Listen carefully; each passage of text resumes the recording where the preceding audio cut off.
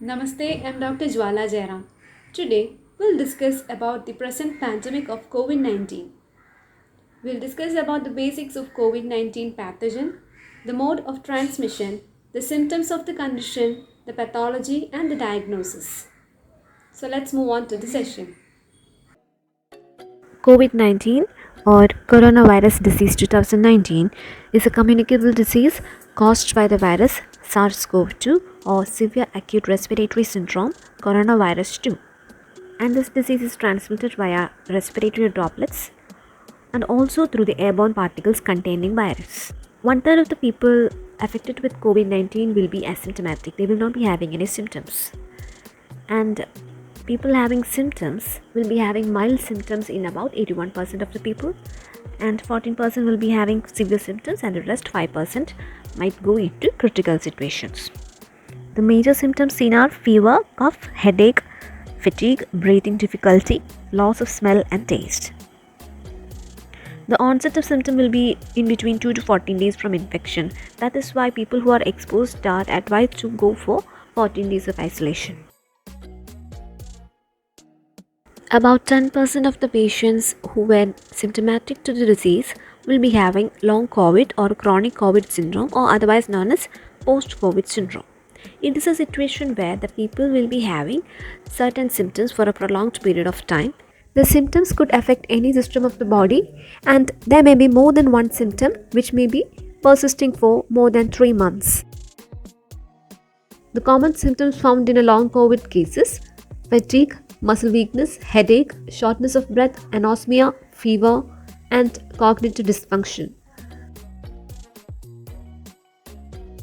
The diagnosis of COVID-19 is done with the help of real-time reverse transcription polymerase chain reaction test or RT-PCR test, which detects the presence of nucleic acid of the virus in the nasopharyngeal swab. The next test used is antigen test, which detect the presence of viral antigen. And the other test commonly used is antibody test, which detects the presence of antibody produced by the human against the S proteins of the virus. So let's move on to the pathophysiology of this condition. That means, how is the virus affecting the body and manifesting this disease? So the first part is how the virus enters the cell, and the second part deals with how the infection is making the body vulnerable into a fatal condition. So first we'll leave the first part, that is entry of the virus into the cell. This entry is done with the help of an enzyme called ACE2 enzyme, that is angiotensin converting enzyme 2. These enzymes are present in various organs of our body. Mostly it is present in the lungs. It is also present in other organs like stomach, duodenum, intestines, kidney, rectum, heart and blood vessels. In this picture you can see the blue colored ACE2 enzyme receptors, which binds with the orange colored S proteins of the virus. Okay, and that is how the virus enters the cell. So next move on to what happens after it enters the cell. The first thing is it multiplies, and how it infects the body. Since there is a foreign invasion, now the body is going to fight against this pathogen. As the first line of defense, the systemic inflammation will cause vasodilatation. That is, there is a dilatation of the blood vessels, and as a result, there will be more infiltration of white blood cells in that area, and also there will be difference in permeability of blood vessels and alveoli.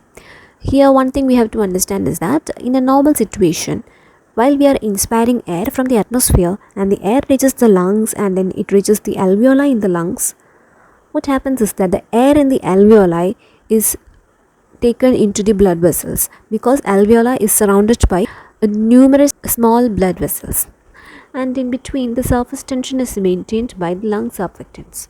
And due to this infection, there is a complete alteration of the host process, because one thing is that the permeability of alveoli increases, and also the permeability of blood vessels also increases, and above that the lung surfactants will also decrease. So there is the transmission of gases in between alveoli and the blood vessels surrounding it will be in a total imbalance. As the virus multiplies in the body and the body is trying to fight against this virus, the body will produce certain chemicals known as cytokines, and a surplus of these chemicals will cause cytokine storm, which is a condition where the body itself ultimately kill its own cells. The immune system of the body is unable to recognize which is the infected cell and which is the non-infected cell. So it will try to destroy the whole cells. In short, in a condition of COVID-19, the immune system damages the infected cells and the non-infected cells. Another important aspect of the pathology is that since the blood vessels is having increased permeability, there will be more substances in the blood vessels and which will easily be subjected to clotting, and there will be blood clots in the small blood vessels of the body. Ultimately, there will be absence of blood supply in certain areas. That is one of the reasons why there is cell death or cell apoptosis, which causes tissue damage ultimately. Hope you liked the video. Give your suggestions in the comment box. Like, share and subscribe to our channel to see upcoming videos. In the next session, we'll deal with the treatment of COVID-19 based on Ayurvedic principles. We'll see how Ayurveda can be incorporated in the preventive aspect of COVID-19 disease, in the treatment of the disease, and also in the post-COVID management. So tomorrow morning, we'll be uploading the next video on treatment of COVID-19 disease. Thank you.